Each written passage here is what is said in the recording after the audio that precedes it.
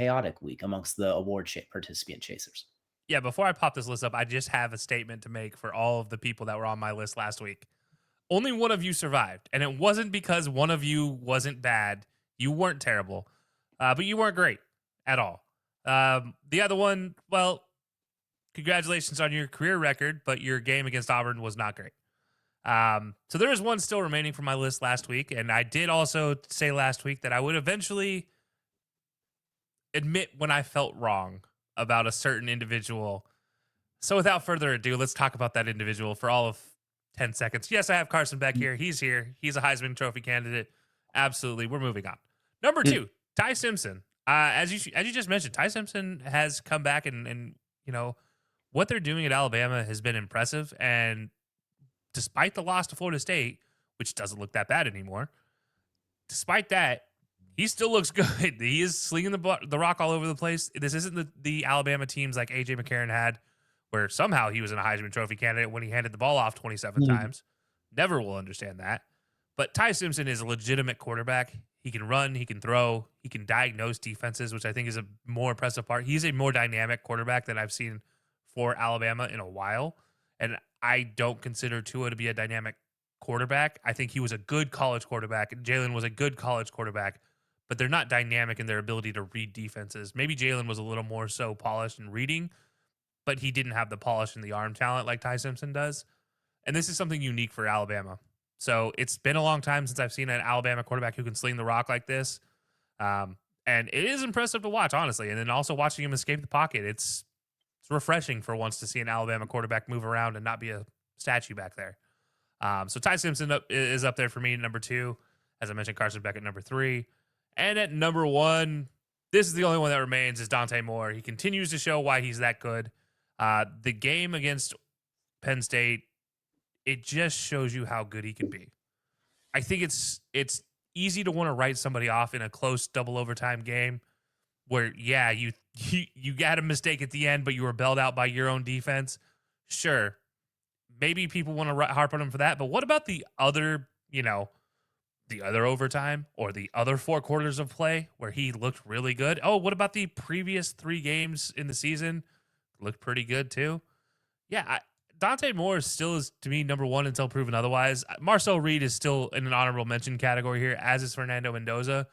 I think Fernando Mendoza can easily step right back into this with a big game against Oregon this weekend, just like Dante Moore can kind of assure himself of a Heisman Trophy spot in New York with a big game against Indiana. It's a very unique situation where you have those two matching up so early, but you also have those two matching up with implications on the line for their teams. So you're going to see the best of those two. You're also going to see Marcel Reed going up against the rest of the SEC schedule and proving he can be there. Ty Simpson, the same thing. We just listed off those rankings. The only one I see here that is a problem potentially staying in this list is Carson Beck, and it's not going to be because Carson Beck can't perform against the teams they have left on their schedule. He should be able to perform. He should be that guy. But I think Carson Beck is going to be a victim to players being better than him, playing better talent and being better overall. I think that's where the difference is going to be overall when you look at where this finishes. But today, yeah, I'll admit it. I've been wrong so far to Carson Beck. Maybe it's not fair of me to not put Carson Beck up here. So, Jared, you can stop texting me and blowing up my phone about it. Carson Beck is here. He's in my top 3. He'll be gone next week when inevitably we have great matchup with Fernando Mendoza and Dante Moore. Sorry, it's the fact of the matter. Unless he goes off for 303 touchdowns and no picks, in which case he'll stay. But I'm gonna focus on Dante Moore, who's been number one pretty much every single week, if I'm not mistaken. And if he performs against Indiana, puts on a show, is awesome. I feel like he's gonna lock himself in the top 3, barring an absolutely ridiculous crash. Ty Simpson, kind of the same thing.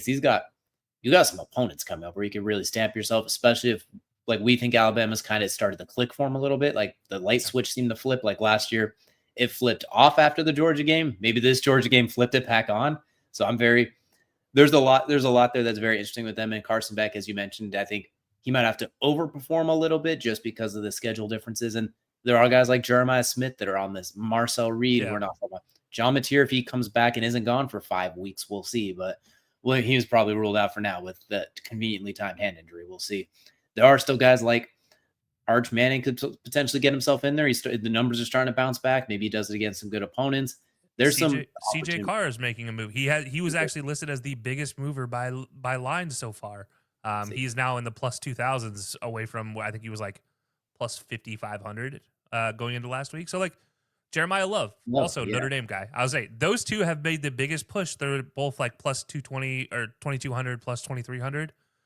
They've made a push into the conversation here where we're talking, Jeremiah Smith is a plus 1,000 odds. So it's not like they're that far off of the odds here. It's very interesting to see coming down the stretch. And, I talked about this when I did the first one. It's like, it's hard sometimes to do early season Heisman hierarchy because it will change. But now we're really starting to see the top 6, 7, 8 guys. The problem is these 6, 7, or 8 guys right now are pretty good. And then they play each other here for most of them. So it's going to be very interesting.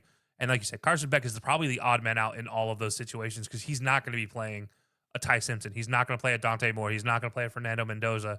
So he doesn't get to match up with those talents. His best bet is matching up against Cade Klubnik or Kevin Jennings. Those are his 2 best bets, who are both well out of the Heisman Trophy candidacy right now. And they've played themselves out of it a little bit. Like Carson, good luck, man. I put you in here though because I do respect what he's done so far this season. He hasn't messed it up. And that was the one thing I always talked about with him at Georgia. He tended to mess it up more often than he did. And he's shown he can't mess it up. He's had a lot of wide receiver talent to help him, but I will admit I've been wrong. Hey, but I haven't been that wrong. It's a long season and anything can happen for sure. We'll see if this Heisman hierarchy is the same next week or if it shakes up. Let us know down below who your top 3 is for your Heisman ballots so far.